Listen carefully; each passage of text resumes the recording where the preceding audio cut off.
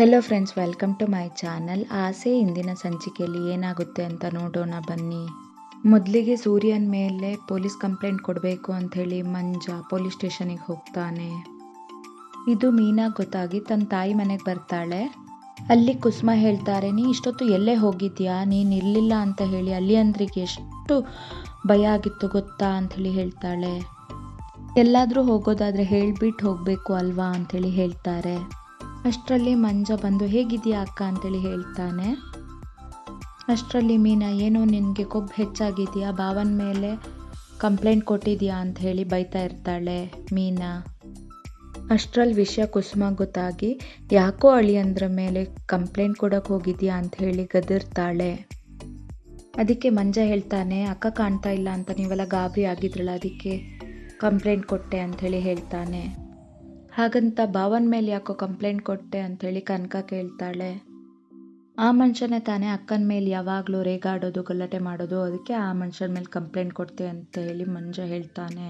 ಅದಕ್ಕೆ ಕುಸುಮ ಹೇಳ್ತಾರೆ, ಯಾಕೋ ನೀನು ಹಿಂಗೆ ಮಾಡಿದೆ, ಅಳಿಯಂದ್ರು ಮೀನಾ ಕಾಣ್ತಾ ಇಲ್ಲ ಅಂತೇಳಿ ಎಷ್ಟು ಗಾಬರಿ ಆಗಿದ್ರು ಗೊತ್ತಾ ಅಂಥೇಳಿ ಮಂಜನಿಗೆ ಕೇಳ್ತಾಳೆ.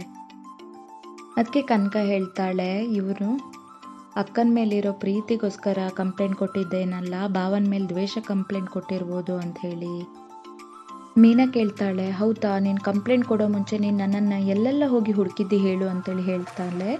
ಅದಕ್ಕೆ ಮಂಜ, ನಾನು ಎಲ್ಲೂ ಹೋಗಲಿಲ್ಲ, ಗಾಬರಿಲಿ ಡೈರೆಕ್ಟಾಗಿ ಪೊಲೀಸ್ ಸ್ಟೇಷನ್ಗೆ ಹೋಗಿ ಕಂಪ್ಲೇಂಟ್ ಕೊಟ್ಟೆ ಅಂಥೇಳಿ ಹೇಳ್ತಾನೆ. ಅದಕ್ಕೆ ಮೀನಾ ಹೇಳ್ತಾಳೆ, ನಾನು ಅಂದ್ಕೊಂಡೆ ಸುಬ್ಬುನೇ ನಿನಗೆ ಈ ಥರ ಹೇಳಿರ್ತಾನೆ, ಅದಕ್ಕೆ ನೀನು ಈ ಥರ ಕಂಪ್ಲೇಂಟ್ ಕೊಟ್ಟಿರ್ತೀಯ ಅಂಥೇಳಿ. ಮಂಜುಗೆ ನೀನು ಸುಬ್ಬು ಸವಾಸ ಯಾವಾಗ ಬಿಡ್ತೀಯ ನೋಡು, ಅವತ್ತೇ ನೀನು ಉದ್ಧಾರ ಆಗೋದು ಅಂಥೇಳಿ ಬೈತಿರ್ತಾಳೆ ಮೀನಾ. ಇನ್ನೊಂದು ಕಡೆ ಕಾಗೆ ಸುಬ್ಬನ ಹತ್ರ ಮಂಜ ಬಂದು ಹೇಳ್ತಾನೆ, ನಾವು ತಪ್ಪು ಮಾಡಿದ್ವಿ, ಅಕ್ಕ ಭಾವನ ವಿಷಯಕ್ಕೆ ನಾವೇನೋ ತಲೆ ಹಾಕೋದು ಬೇಡ, ಅವರಿಂದ ನಾನು ದುಡ್ಡು ಕಿತ್ಕೊಂಡು ಹೋಗಿದ್ದು ಇಲ್ಲಿ ತನಕ ಮನೇಲಿ ಯಾರಿಗೂ ಗೊತ್ತಿಲ್ಲ, ಅದು ಅಲ್ಲದೆ ಅವ್ರು ನನ್ನ ವಿಷಯಕ್ಕೆ ಯಾವತ್ತೂ ಈಗ ತಲೆನೇ ಹಾಕೋದಿಲ್ಲ, ಅದು ಅಲ್ಲದೆ ಅವ್ರ ಮನೆಗೆ ಹೋಗಿ ನಾವು ಕೋಪ ಬರ್ಸೋದೆಲ್ಲ ವೇಸ್ಟು ಅಂತ ಹೇಳಿದಾಗ ಸುಬ್ಬ, ನಾವು ಅದನ್ನೆಲ್ಲ ಮಾಡಿದ್ದು ನಿನ್ನ ಅಕ್ಕಂಗೋಸ್ಕರ ಅಲ್ವಾ ಅಂಥೇಳಿ ಹೇಳ್ತಾನೆ. ಅದಕ್ಕೆ ಮಂಜ ಹೇಳ್ತಾನೆ, ನಾನು ಅಕ್ಕಂಗೆ ಒಳ್ಳೇದಾಗಲಿ ಅಂತ ಮಾತ್ರ ಮಾಡಿದ್ದಲ್ಲ, ನಾನು ಭಾವನ ಮೇಲಿರೋ ದ್ವೇಷ ಕೂಡ ಮಾಡಿದೆ ಅಲ್ವಾ ಅಂಥೇಳಿ ಹೇಳ್ತಾನೆ. ಕಾಗೆ ಸುಬ್ಬ ಹೇಳ್ತಾನೆ ಶಾಕ್ನಲ್ಲಿ, ನೀನು ಕೈ ಮುರಿದ ತಾನೇ ಸೂರ್ಯ, ಅದಕ್ಕೆ ತಾನೇ ನಾವು ಅವ್ನ ಸುದ್ದಿಗೆ ಹೋಗಿದ್ದು ಅಂಥೇಳಿ.